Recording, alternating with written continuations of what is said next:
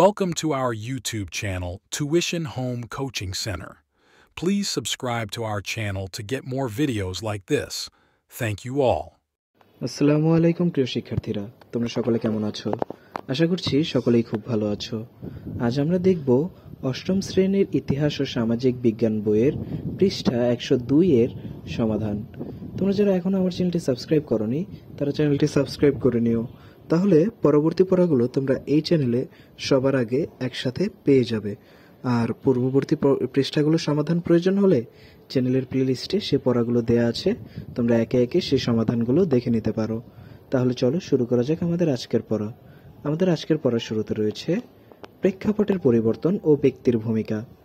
আমাদের চারপাশে প্রতিনিয়ত ঘটে চলেছে কতই না পরিবর্তন। কোনো কোনো সময় সে সকল পরিবর্তন হয় প্রাকৃতিক কাঠামোতে, আবার কখনো রাজনৈতিক ও সামাজিক কাঠামোর উপর। এ সকল পরিবর্তন প্রভাব ফেলছে ব্যক্তি ও সমাজ জীবনে। আমরা এ সকল পরিবর্তনের সঙ্গে খাপ খাইয়ে চলতে গিয়ে নিজেদের অবস্থান ও ভূমিকারও বদল ঘটাই।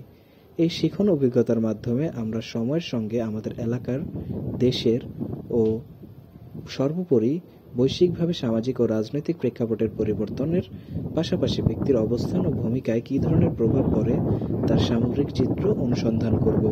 সময়ের সঙ্গে এলাকার সামাজিক ও রাজনৈতিক প্রেক্ষাপটের পরিবর্তন অনুসন্ধান। আমরা তো দেখি সময়ের সঙ্গে আমাদের এলাকার অনেক কিছু বদলে যায়। চলো এখন আমরা এইরকমই একটা বিষয় অনুসন্ধান করি। আমরা আমাদের এলাকার 20 বছরের বিভিন্ন ধরনের পরিবর্তন কেন হলো, এ সকল পরিবর্তন এবং সকল পরিবর্তনের সংশ্লিষ্ট ব্যক্তিবর্গ সম্পর্কে অনুসন্ধান করব। কাজটি করার জন্য আমরা এলাকা ভিত্তিক 5 থেকে 6 জনের দল তৈরি করে নিচে দেওয়া ছকের মতো করে একটি ছক তৈরি করে নিয়ে করব আমার এলাকার পরিবর্তন অনুসন্ধান। এই ছকটি দেখো আমরা কিভাবে পূরণ করেছি। বিগত 20 বছরের এলাকায় যে যে পরিবর্তন হয়েছে, কেন প্রয়োজন হলো এ সকল পরিবর্তন, আর এ সকল পরিবর্তনের সঙ্গে যুক্ত ব্যক্তিবর্গ। প্রথমে আমরা দেখব বিগত 20 বছরের এলাকার যে যে পরিবর্তন হয়েছে। পাকা রাস্তা নির্মাণ, এটি কেন হয়েছে, কি প্রয়োজন ছিল?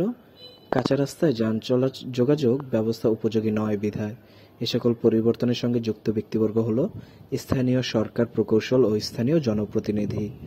এরপর বিগত 20 বছরের এলাকায় যে পরিবর্তন হয়েছে তা হলো শিক্ষা প্রতিষ্ঠানের দালান কোঠা নির্মাণ। কেন প্রয়োজন হলো এ সকল পরিবর্তন?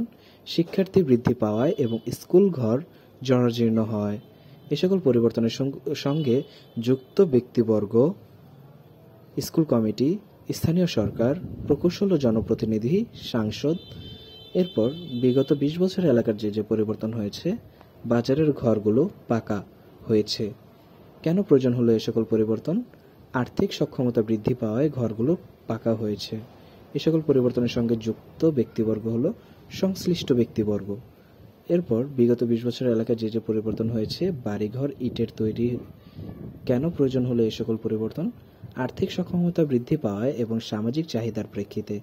এ সকল পরিবর্তনের সাথে যুক্ত ব্যক্তিবর্গ হলো বাড়িঘরের মালিক বা সংশ্লিষ্ট ব্যক্তিবর্গ। তাহলে শিক্ষার্থীরা, আমরা দেখে নিলাম তোমাদের 102 পৃষ্ঠার সমাধানটি। পরবর্তী পৃষ্ঠাগুলোর সমাধান এভাবে পেতে চ্যানেলটি সাবস্ক্রাইব করে আমাদের সাথেই থাকো। ধন্যবাদ সকলকে।